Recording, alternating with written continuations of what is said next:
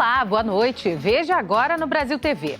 A farra dos médicos do SAMU no Rio Grande do Sul. Eles fingem que trabalham e deixam de atender quem precisa de socorro.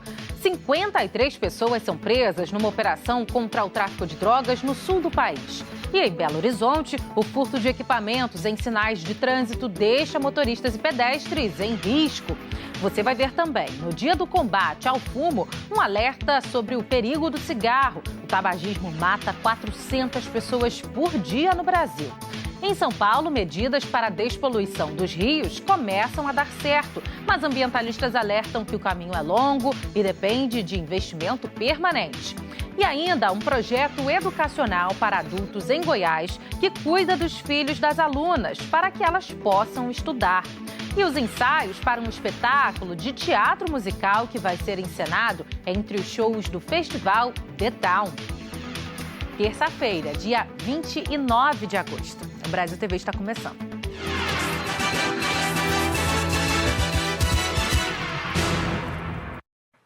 O Brasil TV começa falando da farra dos médicos do SAMU no Rio Grande do Sul. Uma situação que está repercutindo em todo o país e causando revolta nas redes sociais.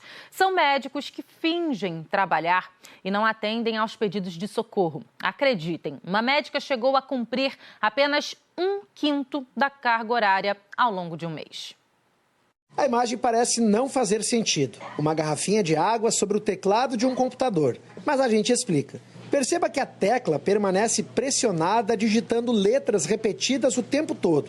Era assim que uma médica fingia estar trabalhando quando se ausentava do trabalho. O relato é do próprio coordenador médico da Central de Regulação do SAMU, Jimmy Herrera. Ela deixou uma garrafa em cima do teclado para que o sistema não caísse, simulando como se tivesse alguém usando o sistema. Segundo ele, a tela é desconectada do sistema após 10 minutos sem uso. E isso fica registrado. Assim, se um médico se ausentar por um período maior que esse, terá de dar explicações. Eu fiz a avaliação dela, né? E avaliei de que ela não tinha condições de continuar ali e ela foi transferida para outro setor. O coordenador do SAMU diz ainda que tem até médico que apresenta atestado falso.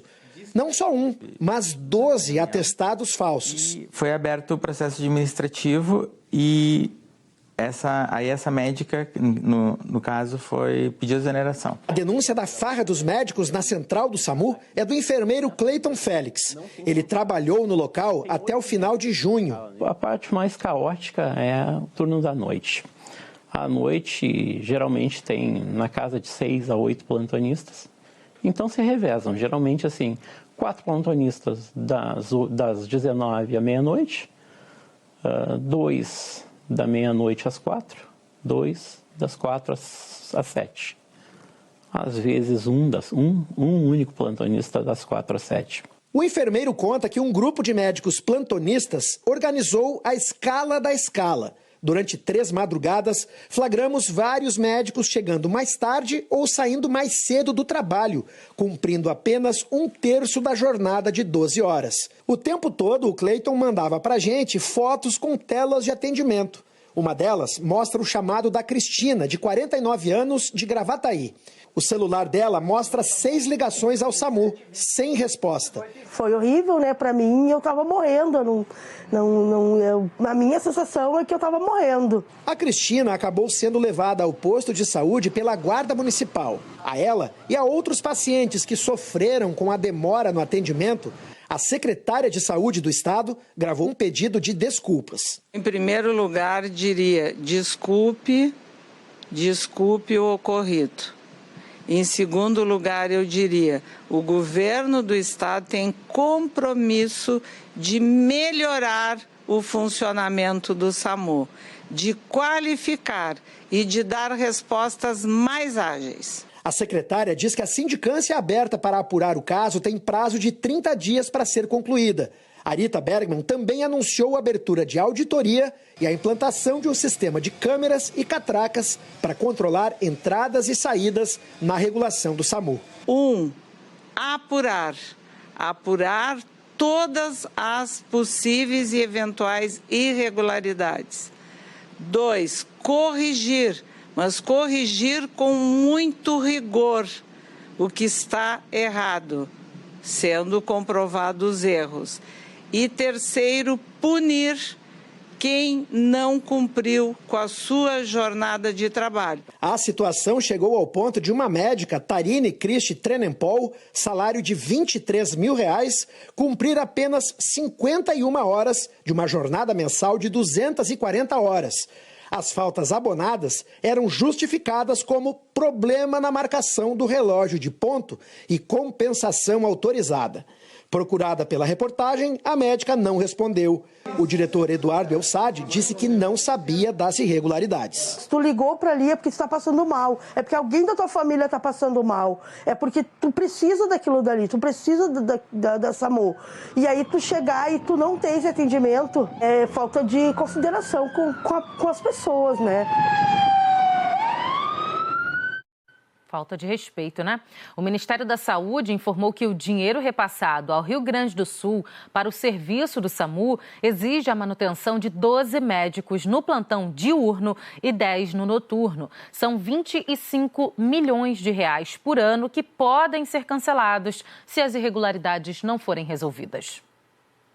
53 pessoas foram presas numa operação contra o tráfico de drogas em 14 cidades do Rio Grande do Sul e 4 de Santa Catarina. Neste vídeo encontrado no celular de um dos suspeitos durante a investigação, 2 homens vestem roupas da Polícia Civil do Rio Grande do Sul e ostentam armas. E num áudio que estava no mesmo aparelho apreendido, um dos suspeitos conta como teria matado uma pessoa. Pulei a cerca atrás dele, cheguei, já dei um 2 de 9 na cara.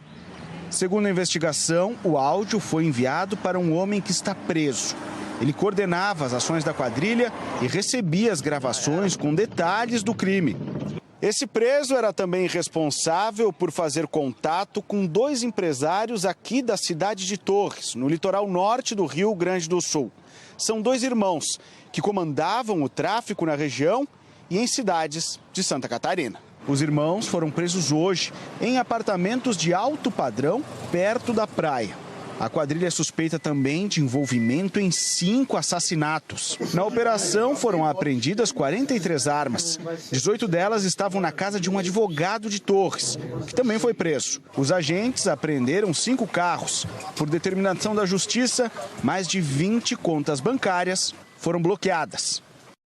Os sucessivos furtos de dispositivos eletrônicos de sinais de trânsito agravam o risco de acidentes em Belo Horizonte. É uma situação comum pela cidade. Na Rua Formiga, com Pitangui, na região hospitalar, na movimentada Avenida dos Andradas. Quase esquina com Mendes-Sá. Aí ninguém para. A gente tem que esperar aqui alguém querer parar para a gente passar. A Avenida dos Andradas está na rota, no dia a dia do seu Cirlan. Ele sempre passou pela avenida para ir trabalhar, chegar até o centro. Mas com tanto sinal desligado, está preferindo dar volta. Eu vou na Niquelina até na Rua Contorno. Quanto mais eu puder sair da Andradas, melhor, porque a Andradas ficou perigoso. Porque todas as ruas que dão acesso a Andradas, a maioria dos semáforos está estragado. Na Avenida dos Andradas, esquina com Moisés Calil, no cruzamento da Andradas com Rua Jordão, já são dias assim. O gerente do açougue está impressionado com a falta de solução. Todo dia está essa bagunça desse trânsito, muito garrafamento, aí o pessoal não vem arrumar. Eu atravessei com medo, porque aqui tem muito acidente. Saindo da avenida e entrando nos bairros Santa Efigênia, Saudade, Pompeia, mais sinal desligado. Na Rua Florina, são 2 seguidos piscando. Nas esquinas de Afonso Guimarães e com Niquelina. E aqui passa ônibus. Seu Valdir, dia desses, ao descer da condução, passou aperto por falta de semáforo. Saí do ônibus ali, olhei, se o motorista não tivesse piscado a luz, aí eu próprio teria sido atropelado. A prefeitura diz que sinais aqui na zona leste da cidade não estão funcionando em função do furto de um dispositivo eletrônico chamado controlador. E que para substituir estes controladores, a prefeitura leva mais tempo, por exemplo, que para repor um cabeamento. As equipes já estão nas ruas, segundo a prefeitura, fazendo a manutenção. E a partir de agora vão instalar esse dispositivo eletrônico na parte mais alta dos sinais para evitar futuros furtos. O avanço da ocupação desordenada na margem de rios preocupa em diversas cidades pelo Brasil. Um problema que afeta o meio ambiente e a saúde das pessoas. Em São Paulo, um programa de despoluição do Rio Pinheiros vem dando resultado. Mas o repórter Felipe Gonçalves mostra que ainda existe um longo caminho pela frente. Esse aqui é o Rio Pinheiros, na capital paulista, que nos últimos anos passou por algumas mudanças de característica. Uma delas, o cheiro, que melhorou bastante.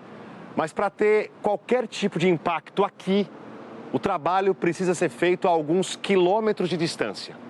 O Pinheiros é alimentado por vários rios menores ao longo dos cerca de 25 quilômetros de extensão. Ou seja, ele depende da qualidade da água que chega de cada um desses pequenos afluentes. Não adianta limpar o Pinheiros se a água não para de chegar poluída. Por isso, é fundamental atuar em cada um desses córregos.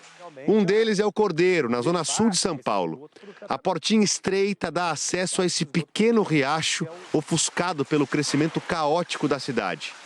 As margens há anos estão todas ocupadas com moradias, comércios e até prédios. Até 2021, o esgoto de cerca de 50 mil imóveis caía direto na água. Aqui, em vez do modelo tradicional, com galerias subterrâneas que coletam a água despejada após o uso, a solução alternativa foi construir ao longo do córrego essa estrutura que está ligada à saída de esgoto de cada residência. O resultado é o mesmo. Vai tudo para uma estação de tratamento. Enquanto a captar, quanto ao processo, quanto à eficiência, é a mesma eficiência que a gente tem no sistema tradicional. Quem mora às margens percebeu a diferença. A água antes era bem suja. Hoje você vê a água é bem assim, transparente, limpinha. Dá para ver assim, às vezes você vê uns tipo peixinhos, né, filhotes de peixe. Foram mais de 600 mil novas ligações de esgoto na região dos afluentes do Rio Pinheiros. Mas nem sempre essa alternativa é possível. No Rio Jaguaré, a ocupação das margens ainda mais desorganizada levou a outra solução. Em vez de captar o esgoto, uma unidade recuperadora foi construída para tratar o próprio córrego.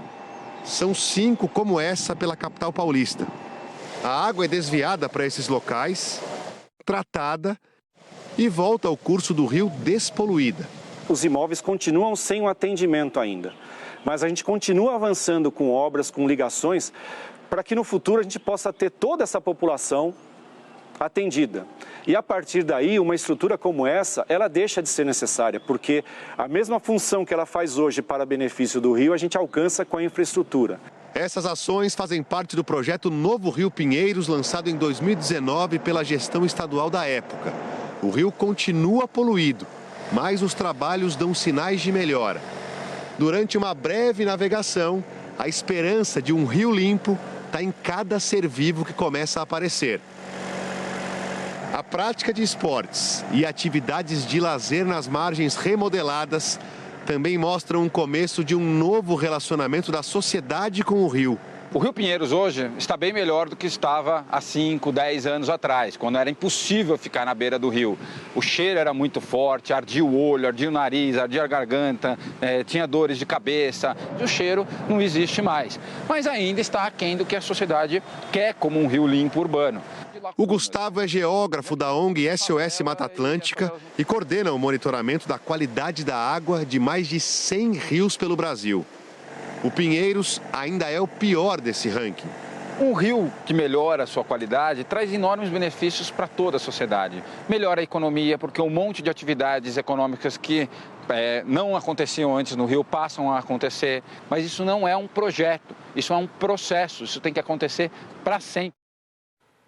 Hoje, 29 de agosto, é o dia de combate ao fumo. O tabagismo mata mais de 400 pessoas por dia no Brasil. E muitos fumantes têm dificuldade para largar o vício. O dia 29 de agosto vem com uma missão de sensibilizar a população sobre os danos causados pelo tabaco, que mata mais de 400 brasileiros por dia. Complica a saúde, né? o ser humano pudesse, né, não fumasse. Eu já fumei muito, vice, mas agora faz mais de 30 anos que eu deixei. A Organização Mundial da Saúde aponta que o tabaco mata mais de 8 milhões de pessoas por ano, sendo que mais de 7 milhões das mortes são de fumantes e pouco mais de 1 milhão de não fumantes, expostos ao fumo passivo. O impacto do tabagismo ele tem a ver com o tempo de fumo e com a carga de cigarros dia, tá? Ele vai se acumulando ao longo de décadas. Por exemplo, qual é o tempo médio, né? Muitas vezes é perguntado que o indivíduo deve fumar para ter o risco aumentado de desenvolver câncer de pulmão. Isso varia de indivíduo para indivíduo, varia de acordo com a carga tabágica, mas esse risco já começa a aumentar a partir do momento que o indivíduo começa a fumar. Ele dá dicas de como alguém que deseja parar de fumar pode passar pela fase da abstinência. Sim, a síndrome de abstinência do tabaco, né, da nicotina, ela é um fenômeno conhecido, né, do meio médico, mas ele é totalmente contornável. É por isso que a gente sempre sugere que os pacientes que vão, né, que se encorajam a parar de fumar, que eles tenham apoio médico, na verdade, apoio de programas de cessação de tabagismo, onde a forma de lidar com essa abstinência vai ser muito mais bem tratada tanto pela equipe médica quanto pela equipe multidisciplinar, né, psicólogos, enfermeiros, que vão poder dar o apoio nessa fase inicial, que pode ser difícil, mas ela é de curta duração na grande maioria das vezes. A gente vai para o intervalo rapidinho, passa rapidinho. Na volta você vai ver o ensaio para um espetáculo de teatro musical que vai agitar o público entre os shows do The Town. E um casal que largou tudo para botar o pé na estrada com um companheiro muito aventureiro, o cachorro Chopp. Não saia daí que a gente já volta.